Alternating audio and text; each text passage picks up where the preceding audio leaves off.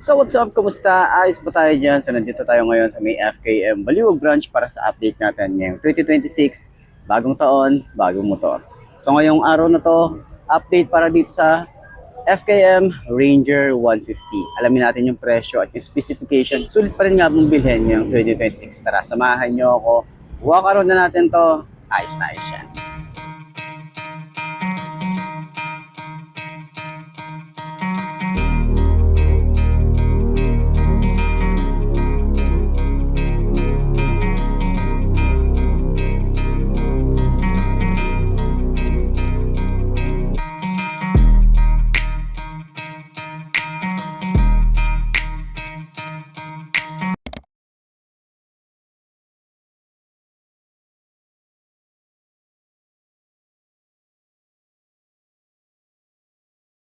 So yun ang mga best no, sa lahat ng mga nagtatanong magkano nga ba ang ganitong motorcycle, ito ay nagkakahalaga ng 78,000 kapag kinuha nyo ng cash.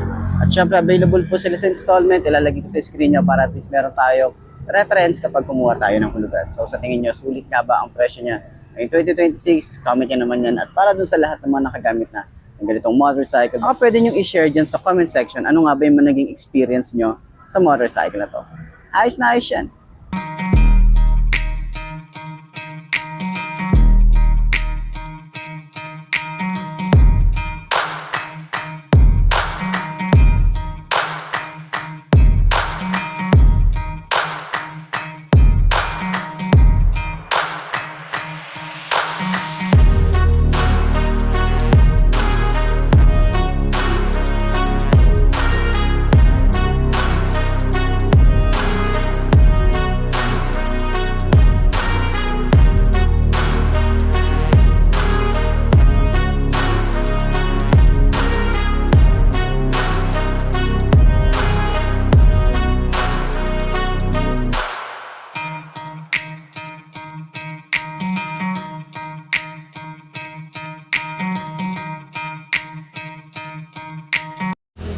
So ayun ang mga best no, available nga po dito ng FKM Ranger 150. Meron pa silang kulay green doon na glossy, tapos ito naman brown na matte finish. Ayan.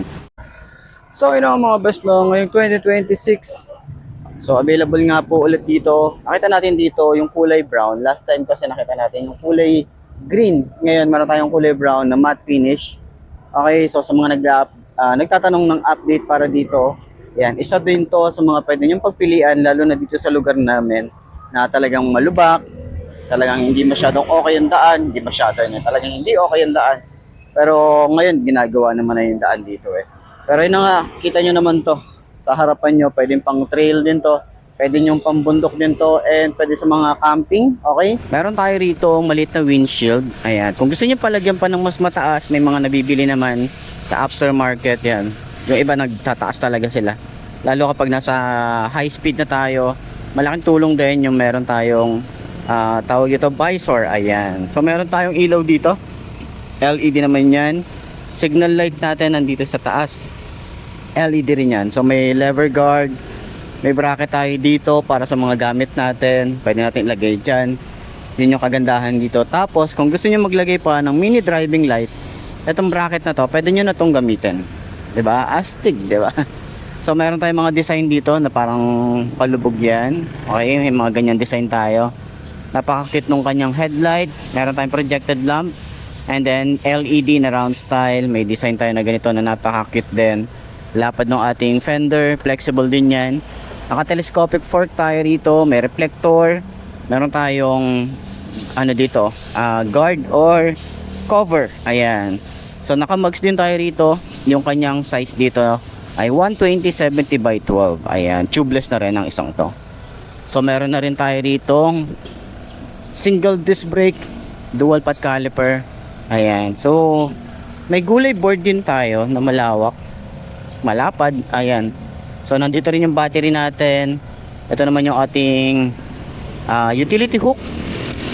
Ayan. Tapos meron tayong lagay ng bottled water. Meron tayong side pocket dito. May USB charging port. Okay, ayan. Dalawa naman yan. So, Type C and Type A. And then, yung ating susi. Ito yung tsura, yung ignition. Cute na cute lang din. Katulad nito, meron na rin tayo ritong magandang headlight. Kakaiba talaga siya. Parang may kamukha nga din to na katulad nun sa Honda. So, yun, halos hawig sila ng konting-konti lang naman. And then, naka-fully digital tayo rito sa kanyang panel. Meron na rin tayong lever guard. Okay, ayan, no, kabilaan naman yan. Tapos, meron din tayong lalagyan ng tubig dito or bottled water. Then, meron tayong utility hook dito sa harap. May side pocket. Meron din tayong malawak na gulay board. May kill switch din tayo rito sa kanyang side stand. And maluwag yung ating compartment. Ayan. Tapos meron din tayo ritong top box. Yan, kasama na po yan kapag bumili tayo ng top box. Meron na pong ganito. Okay. Cash or installment. Meron tayong ganito. Okay. So ngayon, sakyan natin para at least malaman natin kung okay ba siya kapag sa 5 to na kagaya ko. Ayan, ganyan ang itsura natin. Saan nyo ba ako? Ayan, ganyan ang itsura natin. So medyo mataas yung kalsada dito. Ayan. Meron tayo ditong fully digital na panel gauge. Select and set. Meron tayo rito. Or reset yata. To reset and select. Ayan.